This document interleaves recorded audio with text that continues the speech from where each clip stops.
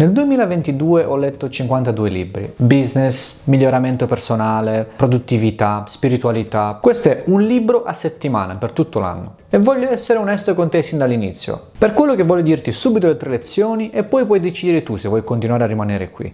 Le lezioni sono: fai sentire gli altri in gamba, ama il dolore e la realtà sei tu.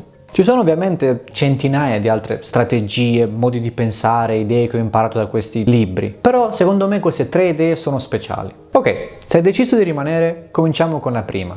Fai sentire gli altri in gamba. Il fatto è che tutti amano qualcosa, tutti hanno paura di qualcosa e tutti hanno perso qualcosa. E comunque nelle mie interazioni quotidiane spesso do un po' troppo facilmente le mie opinioni, interrompo gli altri e semplicemente non ascolto come dovrei l'altra persona. Forse non sono l'unico che parla un po' troppo e ascolta troppo poco, eppure dicono che è un'abilità importante questa e sembrerebbe anche facile da imparare, però non lo è. Quello che ho visto con i miei occhi che fa la differenza è validare le persone. Cercando di capire che dietro le statistiche, i numeri, i bisogni di un'azienda, eccetera, ci sono alla fine persone che parlano. E io sono fermamente convinto che noi esseri umani abbiamo il bisogno biologico di essere ascoltati. Prova a immaginarti per 30 giorni che tutti ti ignorano, come se fosse un fantasma invisibile. Credo che sia una sorte peggio della morte. Da quello che ho imparato, voglio sforzarmi di ascoltare di più le altre persone, di farle sentire in gamba e capaci, perché lo sono e ho visto che fa la differenza nel rapportarsi con le persone.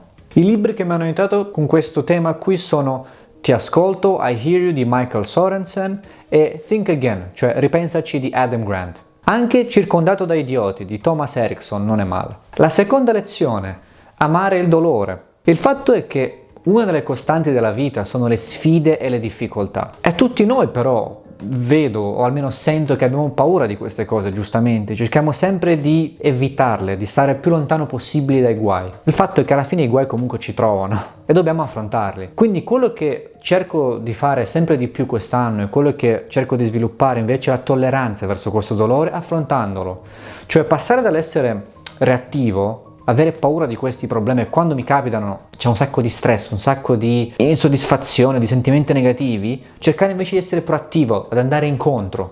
Mi sono anche segnato sulla lavagna praticamente una delle cose che voglio fare ogni giorno è trovare difficoltà. Che si tratta di andare nella pioggia senza ombrello, parlare di una cosa scomoda con qualcuno, oppure prendermi un incarico in più al lavoro. Voglio cercare di essere un po' più flessibile e meno spaventato da queste sfide. Perché ho notato che fa una differenza, cioè nell'atteggiamento, quando non hai più paura di qualsiasi cosa che ti può succedere, puoi alla fine dare molto di più e ti fa vedere effettivamente quanto in realtà sei coraggioso. Non vuol dire che ci riesco perfettamente, ovviamente, cioè un sacco di volte ho anche difficoltà e paura, però ci provo, quella è la differenza.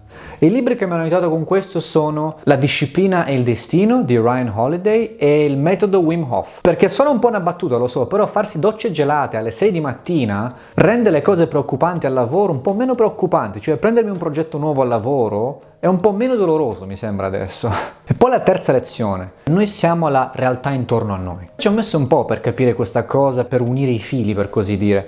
Il fatto è che quello che succede intorno a noi è basato su quello che noi pensiamo che ci succede. Cosa voglio dire con questo? Che gli eventi, la maggior parte delle volte, sono neutrali. Sono le nostre interpretazioni che non sono mai neutrali. Cerchiamo sempre di categorizzare le cose, sono buone o cattive. Quindi, in base a quello che ho imparato, quello che faccio adesso di diverso è, quando mi capita qualcosa di preoccupante o che mi tiene in pensiero, cerco di scriverlo da qualche parte e vedere se effettivamente sto esagerando questa cosa, se la sto ingigantendo oppure effettivamente è così ingiusta o così negativa, per vedere se alla fine sto generando da solo il mio dolore. Posso fare un esempio: a ottobre ho fatto uno sbaglio abbastanza importante al lavoro. Mi sono arrabbiato moltissimo e mi sono dato da fare per aggiustare la cosa. In realtà sono riuscito poi il giorno dopo a sistemare tutto. Il vero problema è che per tutto il resto della settimana mi è tornato in mente questo episodio e mi sono continuato a dire quanto sono stupido per aver fatto questo sbaglio. A questo punto però il dolore non era più causato dall'evento, ma da me stesso verso me stesso.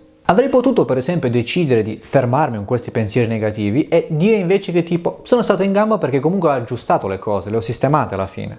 Ma non l'ho fatto. E forse non sono l'unico colpevole di questo trattamento molto severo verso se stessi. La buona notizia è che può essere aggiustato quando ci rendiamo conto che i nostri giudizi formano la nostra realtà. quello che noi decidiamo di dire o di credere riguardo a noi stessi, le altre persone, gli eventi, influenzeranno queste cose, queste persone. Ecco perché io adesso penso 2 volte quando mi succede qualcosa e mi sforzo più spesso a spegnere i pensieri negativi, dicendo che magari non hanno ragione queste voci negative che non credono in me.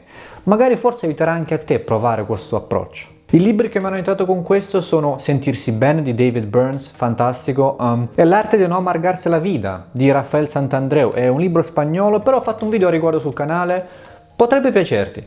Un'informazione aggiuntiva poi, queste lezioni in realtà, non sono delle frasi specifiche che ho trovato in questi libri, sono alla fine più un insieme di informazioni, collegando i fili, collegando tutte quelle lezioni, sono arrivato a queste conclusioni personali. Oppure magari la scuola della vita, per chiamarla così. Però non sto parlando del libro, lo sto ancora leggendo e non l'ho ancora finito. E questo è tutto per oggi. Grazie per essere passato nella biblioteca. Se la mia storia di oggi ti è stata utile, potresti condividere questo video oppure lasciarmi un commento dicendomi cosa hai imparato tu nel 2022. Sarei curioso di sentirlo e aiuta enormemente la biblioteca. Ci vediamo nel prossimo libro. Ciao!